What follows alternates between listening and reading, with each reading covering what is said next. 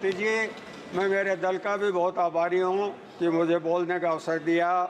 इस वित्त विधेयक पर देखने से लगता है कि ये धनवानों के लिए, धनवानों के दोस्तों द्वारा, धनवानों से सहानुभूति रखने वाले लोगों द्वारा ये बजट तैयार किया गया है। एक तरफ कॉरपोरेट जगत को बहुत सारी छूटें दी गई हैं।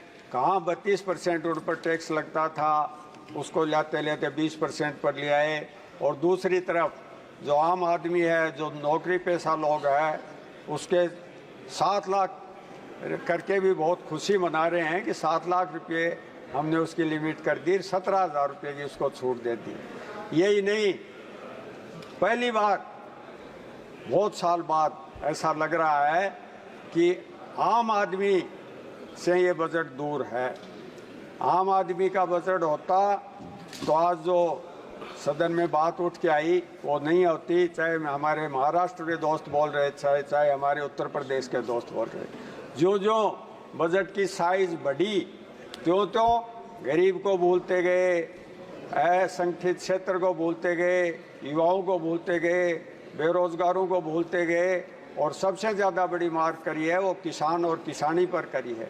यहाँ कहा गया था कि किसान का आय दुगनी करेंगे, आय दुगनी नहीं करी, बल्कि उसका जो इनपुट था कृषि का, उसकी लागत दुगनी कर दी। और दुगनी पर भी नहीं रुके, जीएसटी कृषि उपकरणों पर लगा दी, आपके फर्टिलाइज़र के कट्टे की साइज़ कम कर दी, आपके जो किसान की और दूसरी बातें थी, किसान का जो कर्जा माफ करने की बात थी, उस पर कोई ध्यान नहीं दिया गया। मैं अध्यक्ष महोदय जिस क्षेत्र से आता हूँ वो किसान प्रधान देश है, एक प्रदेश है, वहाँ किसानी है, और वो भी एक फसलीय इलाका है। हमारे किसान बहुत मेहनत से काम करते हैं, बहुत खून पसीने से काम करते हैं, और हालत आज ये है कि उनको जो उनकी लागत है वो ही नहीं मिल रही, दुगुनी आय तो मिलने से रही।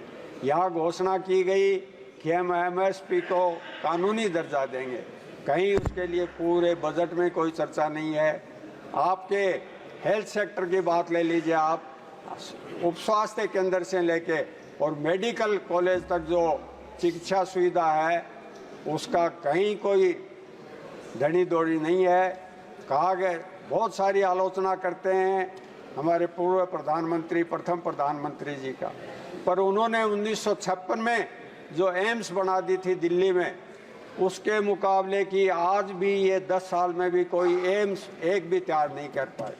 हमारे प्रधानमंत्री जी ने उस समय जो आईआईटी खोली, जो आईआईएम खोले, जो रिसर्च इंस्टीट्यूट खोले, चाहे आईसीसीएमआर है, चाहे साइंस इंस्टीट्यूट है, चाहे हिस्ट्री का वो रिसर्च का मामला है, किसी के मुकाबले कोई इंस्टीट्यूशन बना नहीं पाए।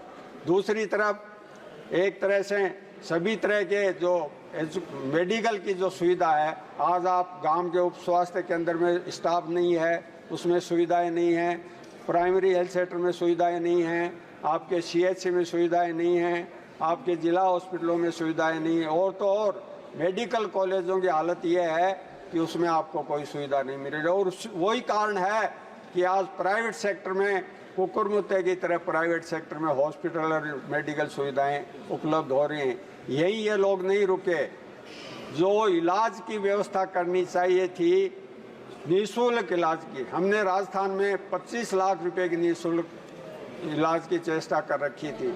अभी एक क्वेश्चन पर हमारे पंजाब से आने वाले अमरेंद्र राजा साहब ने कहा था कि हम बहुत सारी चिट्ठियां लिखते हैं, अगर आप क्यों नहीं ये व्यवस्था कर देते हैं कि जो भी गंभीर रोग हैं उनका सारा इलाज निःशुल्क भारत सरकार करवाएगी। जब राजस्थान सरकार 25 लाख का इलाज करा सकती है, तो आप क्यों नहीं अपने जो स्वच्छ भारत है उसके तहत 5 लाख रुपए देते हैं, उसको क्यों नहीं आप 30 लाख रुपए कर दें। आपको अगर इस देश को आगे ले जाना है, अगर सोसाइटी को आगे बढ़ाना है, तो आपको हेल्थ सेक्टर पर अपना खर्चा बढ़ाना पड़ेगा। आपको एग्रीकल्चर पर आप 21 में 4.40% खर्चा करते थे, अब आप 24 में उसको 2%, 5% पर ले आए, जबकि 54% लोग इस देश के कृषि पर निर्भर हैं। सारी आपकी इंडस्ट्री कृषि से चलती है।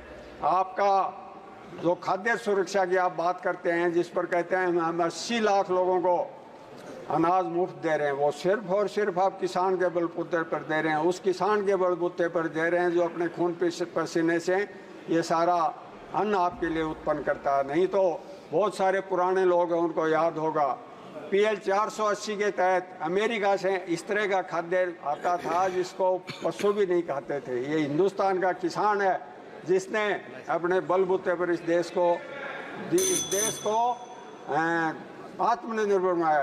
अध्यक्ष सभापति जी, 2 बात मैं मेरे लोकसभा क्षेत्र की कहूँगा। मेरे यहाँ एक पब्लिक सेक्टर अंडरटेकिंग है, उसको ये सरकार हमेशा कमज़ोर रहती है। हिंदुस्तान कॉपर प्रोजेक्ट जिसमें हज़ारों लोग काम करते थे और जो उसमें कॉपर उत्पन्न होता है वो डिफेंस के इक्विपमेंट बनाने के भी काम आता है। उसको बिल्कुल 500 आदमियों पर ले आए। तो मेरी मांग ये है कि उस कॉपर प्लांट को पुनः आधुनिक मशीनें लगा के चालू किया जाए। एक मेरे यहाँ नेशनल हाईवे है जो यूपीए सरकार ने मंजूर किया था, हरियाणा में वो पूरा हो गया, 11 नंबर नेशनल हाईवे।